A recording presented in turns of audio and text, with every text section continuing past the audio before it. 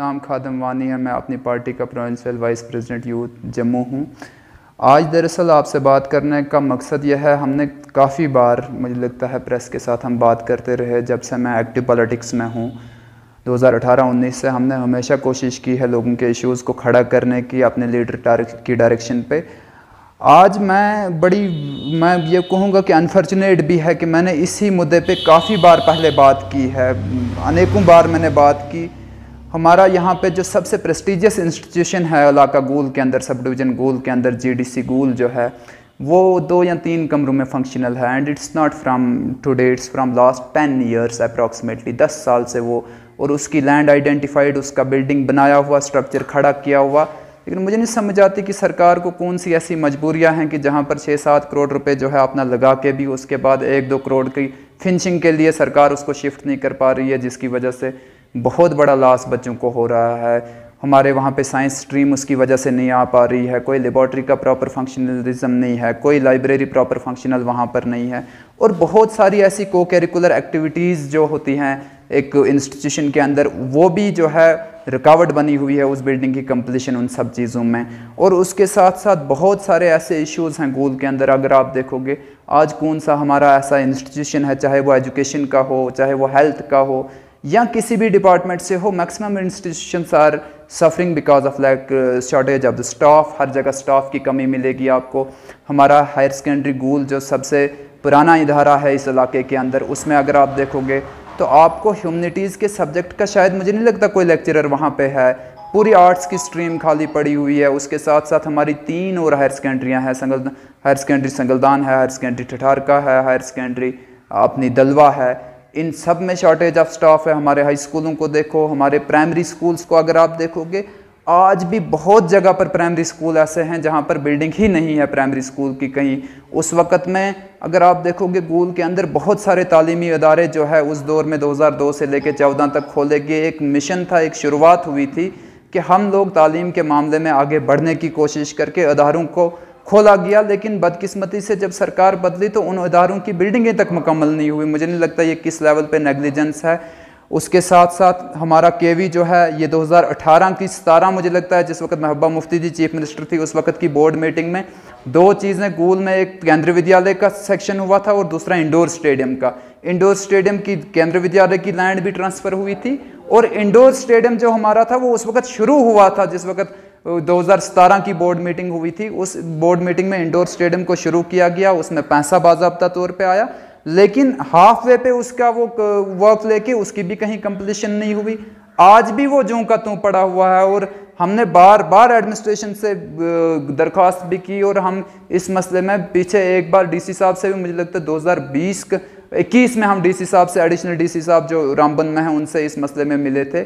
और काफ़ी लेवल पे जिस वक्त एलजी साहब 2021 में रामबन में आए थे, मैंने खुद एलजी साहब के सामने इंडोर स्टेडियम का मसला रखा था, लेकिन अभी तक उसकी कंप्लीशन के कोई रास्ते हमें दिखते हुए नहीं निकल रहे हैं। केवी तो अभी शुरू ही नहीं किया, लैंड ट्रांसफ़र होके भी लैंड जो है वो फेंस भी हो गई है वहाँ पे, लेकिन उसको भी अभी तक कहीं पे शुरू नहीं किया गया। इसी तरह से मैं बात करूँगा ज़रूर, यहाँ पे डुगसर में एक कुदरती आफत जो आई, वहाँ पर लोगों को बेघर होना पड़ा। उन लोगों की भी परमानेंट रिहेबिलिटेशन का कोई स्टेप अभी तक गवर्नमेंट ने नहीं उठाया। हालांकि इनिशियली डीसी साहब ने वहाँ पे बहुत ही अच्छे स्टेप्स लिए, उनको बहुत मदद करने की कोशिश की, एसडीआरएफ से उनको टेंट्स प्रोवाइड किए और ऐसे भी उनको पैसा दिया गया वहाँ पे, लेकिन उनकी कोई परमानेंट रिहेबिलिटेशन का अभी तक कोई उस तरह से कोई सरकार ने स्टेप नहीं लिया।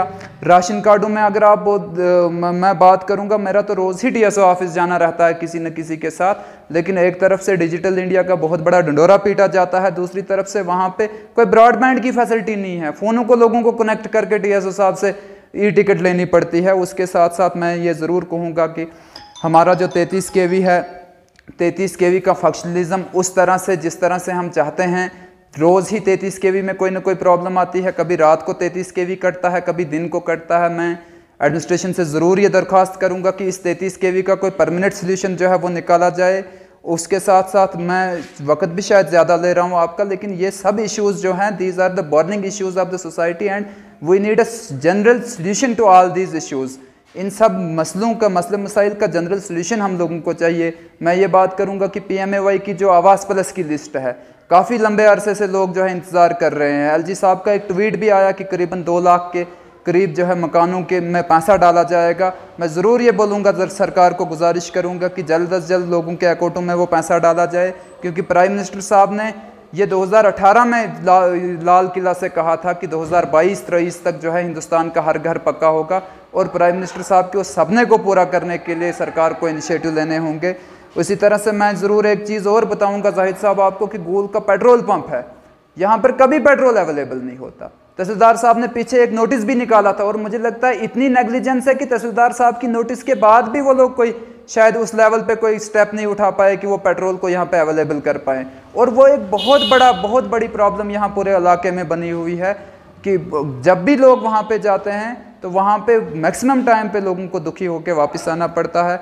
और मैं एक चीज़ और बताऊँगा कि पीछे यहाँ पे 2-3 महीने पहले बैंक में एक रॉबरी हुई थी, और उसके साथ साथ संगलदान बैंक में भी एक अटेम्प्ट हुआ था इस तरीके का चोरी का, और अभी तक जो कल्प्रिट्स उसके हैं उसमें कोई मुझे नहीं लगता कोई पेशरफ्त हुई। अगर हुई होती तो जाहिर है बात सामने आती।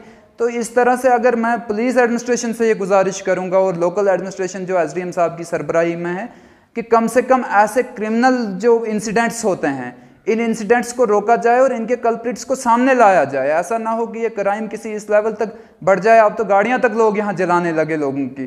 तो इन सब चीज़ों पे मैं ज़रूर दरख्वास्त करूँगा, और सख्ती से दरख्वास्त करूँगा यहाँ की लोकल एडमिनिस्ट्रेशन को, यहाँ की ज़िला एडमिनिस्ट्रेशन को, कि इन सब चीज़ों पे काम करने की ज़रूरत है। और ये जो क्रिमिनल इंसिडेंट्स कुछ हुए हैं यहाँ पर, इनके जो कल्प्रिट्स हैं उनको सामने लाने की आज़द ज़रूरत है, ताकि फ्यूचर में किसी बड़े क्रिमिनल इंसिडेंट से हम लोग जो है वो बच सकें।